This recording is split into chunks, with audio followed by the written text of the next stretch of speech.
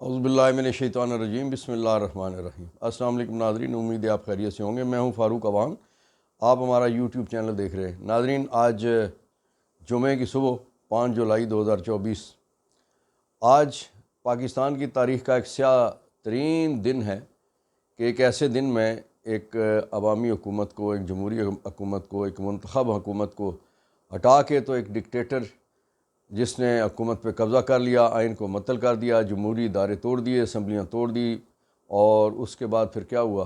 کہ ایک لمبے عرصے تک وہ ڈکٹیٹر اس ملک پہ اس نے اپنا نظام قائم رکھا۔ اگرچہ اس نے آتے ہوئے کہا تھا کہ میں چند دنوں کی بات کی کہ اتنے دنوں میں الیکشن کروا دیں گے، 90 دن کی بات ہوئی تھی، لیکن اس کے بعد ایسا ہوا کہ غیر جماعتی انتخابات کروائے گئے،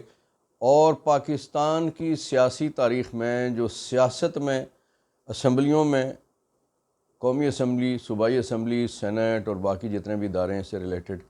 جو کرپشن کی ابتدا ہوئی، اسی ڈکٹیٹر کے دور میں ہوئی۔ میری مراد جنرل ضیاء الحق مرحوم، کہ اس شخص نے ایک ایسے ادارے کی بنیاد رکھی، ایک ایسی اسمبلی بنائی جو غیر جماعتی اسمبلی تھی، اور اس غیر جماعتی اسمبلی کے نتیجے میں جو مسلم لیگ کے نام سے ہی ایک حکومت قائم ہوئی، اور پھر اسی کا تسلسل چلتا رہا، اور پھر اس وقت تک جب تک قدرت کی طرف سے ایک فیصلہ آیا، اور پھر ایک اگست کی ایک صبح تھی کہ جس میں بستی لال کمال باولپور میں طیارہ گرا، جنرل ضیاء الحق صاحب اس میں شہید ہوئے، ان کے ساتھ اور بہت سارے لوگ شہید اس لیے کہہ رہا ہوں کہ چونکہ پاک فوج کے سربراہ تھے تو اس لیے اس زمرے میں وردی میں تھے، اس لیے انہیں شہید کہنے میں کوئی حرج نہیں ہے، لیکن جو ان کا سیاسی کردار تھا، جو ان کا پاکستان کی سیاست میں جو کچھ انہوں نے کیا،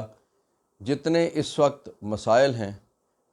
اس وقت افغانستان کا مسئلہ ہو،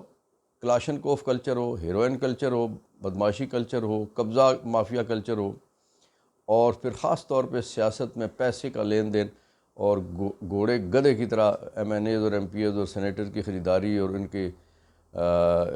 جو بولی لگنے والی بات ہے، یہ سارے کا سارا جنرل ضیاء الحق کے دور میں ہوا۔ اس لیے جنرل ضیاء الحق کے کچھ چاہنے والے بھی ہیں، یقیناً چاہنے والے ہیں، لیکن جو اکثریت ہے قوم کی، اور خاص طور پہ جو سیاسی نظام سے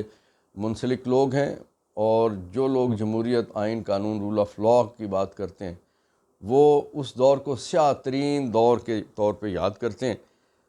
پیپلز پارٹی یقیناً آج یوم سیاہ منائے گی اور مختلف تقریبات کرے گی، لیکن جو باقی ہے وہ جنہوں نے اس وقت جنرل ضیاء الحق نے جن کو کہا تھا کہ یہ میرا سیاسی بیٹا ہے، میرا روحانی بیٹا ہے، اور جو اپنے والد کا درجہ دیتے تھے، ضیاء الحق کی قبر پہ اس وقت کھڑے ہو کے بڑی قسمیں کھایا کرتے تھے، اور بھٹو کو پاکستان توڑنے والا اور پاکستان دولخت کرنے والا، اور پیپلز پارٹی کو غدار جماعت، اور بی بی شہید کو غدار، اور سارا کچھ کہتی تھی۔ اس وقت وہ دونوں آپس میں ملی ہوئے ہیں، جب بھی ڈالی ہوئی ہے، بہرحال یہ وقت ہے کہ ایسی ایسی چیزیں دکھاتا رہتا ہے۔ ناظرین، پی ٹی آئی کو کل اسلام آباد میں جلسہ کرنے کی اجازت تو مل گئی ہے، لیکن وہ کہتے ہیں نا کہ وہ دودھ میں مینگنیاں ڈالنے والی بات ہے، کہ اسلام آباد کا جو زونل پریزیڈنٹ مغل، کل ڈی سی آفس میں انہیں بلایا گیا کہ آپ آئیے اور ہم جو جلسے کی جگہ ہے اور وہ باقی انتظامات پہ بات کرتے ہیں، اور وہاں بلا کے تو عامر مغل کو گرفتار کر لیا گیا۔ عامر مغل پی ٹی آئی کی طرف سے جو ایک کمیٹی بنائی گئی تھی جس میں 2 درجن سے زائد لوگ ہیں کہ جنہوں نے جلسے کے مختلف انتظامات، آپ کو پتہ ہے کہ بڑی جو ریلی یا بڑا جلسہ ہوتا ہے اس لیے بے شمار چیزیں، بہت ساری چیزیں، اس کا سیکیورٹی کا ایشو ہے، اس میں ساؤنڈ کا ایشو ہے، اس میں لوگوں کو پانی فراہم کرنا، لوگوں کو سیکیورٹی فراہم کرنا، لوگوں کے لیے بیٹھنے کی جگہ، سٹیج بنانا، یہ بہت ساری چیزیں ہوتی ہیں، جن پھر پارکنگ کے معاملات ہیں، لوگوں کو کدھر بٹھانا ہے، گاڑیاں کدھر کھڑی کرنی ہے، راستے بھی چلتے رہنے چاہیے، تو یہ سارے انتظامات جن لوگوں نے کرنے ہوتے ہیں، اس کمیٹی کا سربراہ عامر مغل تھا، اور اس کو گرفتار کر لیا گیا۔ یہ فسطائیت، یہ اس سیاسی جماعت کی جو اس وقت پاکستان پہ قابض ہے فارم 47 کے ذریعے سے، یہ اس کے مظاہر ہیں جو صبح دوپہر شام آپ کے سامنے آ رہے ہیں۔ ناظرین، ایک طرف یہ کہا جا رہا ہے کہ پاکستان میں دہشت گردی کے حوالے سے جو آپریشن عزم استحکام شروع کیا گیا ہے، اس حوالے سے آل پارٹیز کانفرنس بلائی جائے گی، اور اس میں انتظار کیا جا رہا ہے کہ جو شنگھائی تنظیم کے اجلاس سے شہباز شریف کی واپسی ہو، اور واپسی پہ اس آل پارٹیز کانفرنس کا مقام اور دن اور وقت طے کیا جائے گا۔ اور دوسری طرف شہباز شریف کی بھتیجی پنجاب کی وزیر اعلیٰ مریم نے، انہوں نے فوری طور پہ پی ٹی آئی پہ پابندی کے لیے اور عمران خان کو سزائے موت دلوانے کے لیے اور اسے ہمیشہ جیل میں رکھنے کے لیے، اور اللہ معاف کرے کہ اس کی زندگی کے خاتمے کے لیے انہوں نے طے کر لیا ہے اور کابینہ سے منظوری کروا لی ہے، اور اس پہ عمران خان کے خلاف، موجودہ چیئرمین جناب بیرسٹر گوہر صاحب کے خلاف اور پی ٹی آئی کے خلاف مذموم اور کبھی سازش تیار کر لی گئی ہے۔ ایک طرف کہتے ہیں کہ قومی ایشوز پہ ہم آل پارٹیز کانفرنس بلائیں گے، اور دوسری طرف جو ایک سیاسی جماعت جس نے پاکستان بھر میں سب سے زیادہ 8 فروری کو ووٹ لیے ہیں، اور پاکستان کے ایک بڑے صوبے خیبر پختونخوا میں جس کی حکومت ہے، اور وہ وہاں حکومت بھی ایسی کہ 2/3 میجارٹی سے بھی زیادہ والی حکومت ہے، وہاں چند سیٹیں کسی اور نے جیتی ہیں، باقی تمام صوبہ چاروں طرف اس کی، چاہے ایبٹ آباد والی سائڈ کی بات کریں، آپ چترال والی سائڈ کی بات کریں، آپ ڈیرہ والی سائڈ کی بات کریں، وزیرستان والی سائڈ کی بات کریں، ہر طرف وہاں پی ٹی آئی جیتی ہے، اور وہاں کے وزیر اعلیٰ کے خلاف بھی بے شمار ہر دوسرے دن کسی نہ کسی عدالت سے وارنٹ گرفتاری نکلوا دیے جاتے ہیں، اور اس ساری پارٹی کو، اس کے پی کے کی حکومت کو اگنور کرتے ہوئے پی ٹی آئی پہ پابندی لگانے کی کوشش، پی ٹی آئی کے بانی چیئرمین کو سزائے موت دلوانے کے لیے جھوٹے مقدمات کی تیاری، اور دوسری طرف یہ کہتے ہیں کہ ہم پاکستان میں ایک اچھے ماحول کے لیے اور عزم استحکام آپریشن کے لیے ہم آل پارٹیز کانفرنس بلائیں گے۔ ناظرین، آپ خود فیصلہ کر لیجئے گا کہ آیا یہ دو عملی نہیں ہے، آیا دورہ معیار نہیں ہے۔ ایک طرف آپ ملک میں استحکام کے لیے، اچھا ملک میں استحکام کے لیے یہ صرف آپ کا کہنا نہیں ہے، ابھی جو چائنا کے ایک وزیر آئے تھے وہ بڑے کھلا کے آپ کو کہہ گئے ہیں کہ پاکستان میں ایک اچھا ماحول پیدا کیجیے، اس کے لیے امریکہ آپ کو کہہ چکا ہے، آپ کا دوست روس آپ کو کہہ چکا ہے۔ آپ کا سے مراد یہ ہے کہ میں پاکستان کی بات کر رہا ہوں، کیونکہ پاکستان 30-40 سال روس کے ساتھ لڑائی کے بعد وہ اب دوستی کے لیے قدم بڑھایا ہے، اور جو ایک رفتار عمران خان نے شروع کی تھی وہ رفتار اگرچہ پی ڈی ایم کی حکومت نے کم کر دی ہے، بلکہ ختم کر دی ہے، نہ کوئی تیل خریدا جا رہا ہے، نہ کوئی اور چیزیں ایسی خریدی جا رہی ہیں جو کچھ اس وقت گورنمنٹ کے درمیان طے ہوا تھا۔ بہرحال سارے دوستوں نے، یو اے ای نے آپ سے کہا ہے، سعودی عرب نے آپ سے کہا ہے کہ ملک میں ایک اچھا ماحول پیدا کیجئے، اور اب تو اقوام متحدہ کے سیکرٹری جنرل جناب انطونیو گوترس انہوں نے بھی کہہ دیا، انہوں نے بھی عمران خان کی گرفتاری کے حوالے سے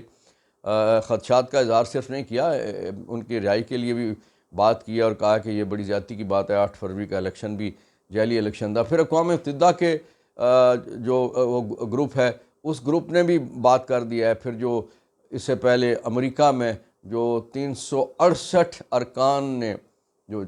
جو دونوں سیاسی وہاں کی جو بڑی جماعتیں جو اس وقت موجود ہیں وہاں پہ،